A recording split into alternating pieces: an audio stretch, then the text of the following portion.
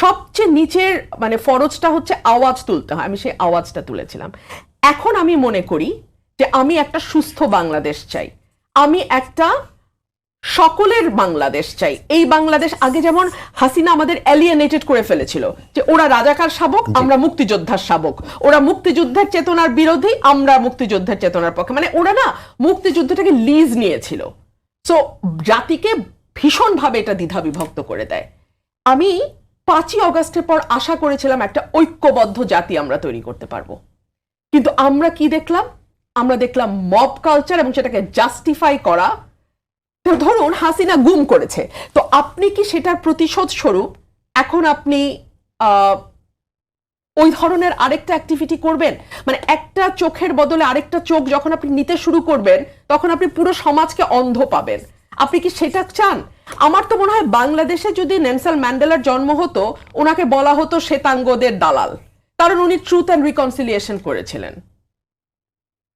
মানে আমি জানি না, আমরা এত অসহিষ্ণু, এত প্রতিশোধ পরায়ণ এবং এত ক্ষুদ্র ক্ষুদ্র স্বার্থে, নিজেদের ছোট্ট ছোট্ট ব্যক্তিগত স্বার্থে, ইউটিউবের কিছু পয়সা কামানো, কিছু ডলার কামানো, কিছু বেশি ভিউ হলে কিছু পয়সা আসবে, এত নিচে নামা আমার মনে হয় না পৃথিবীর আর কোনো জাতি। আমি না অনেক গরিব দেশে গেছি, আমি আফ্রিকার অনেক দেশে গেছি, আমি ভুটানে গেছি। ভুটান কিন্তু খুব দরিদ্র দেশ, ভুটান কিন্তু খুব পয়সাওয়ালা দেশ না, কিন্তু আমি এত অসভ্য জাতি কোথাও দেখি নাই। আমাদের একটা কালেকটিভ অসভ্যতা আছে, এই কালেকটিভ অসভ্যতা আমি পৃথিবীর কোথাও দেখি নাই।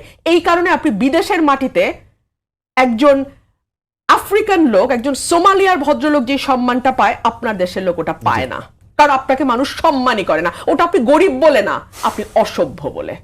তাহলে আপনি বলতে চাচ্ছেন আপনার যে বক্তব্য ছিল সেইগুলো আসলে আপনি বুঝে শুনে আপনার জায়গা ঠান্ডা মাথায় বুঝে শুনে তখনও দিয়েছি, ঠান্ডা মাথায় বুঝে শুনে এখনো দিচ্ছি, এবং আমার প্রতিটা বক্তব্য আমি ওন করি, আমি বিশ্বাস করি, এবং আমি সঠিক মনে করি। এবং এটা সঠিক কি সঠিক না, এটা মানুষ সময়ের সঙ্গে বুঝবে।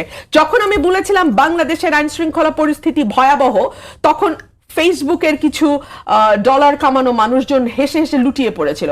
পরে যখন একেবারে ডাকাতির মহড়া হলো, বাড়িতে ঢুকে ঢুকে মানুষের মানে মব গিয়ে মানুষের বাড়িতে ঢুকলো, তখন কিন্তু আমাকে সরি বলতে হয়েছে।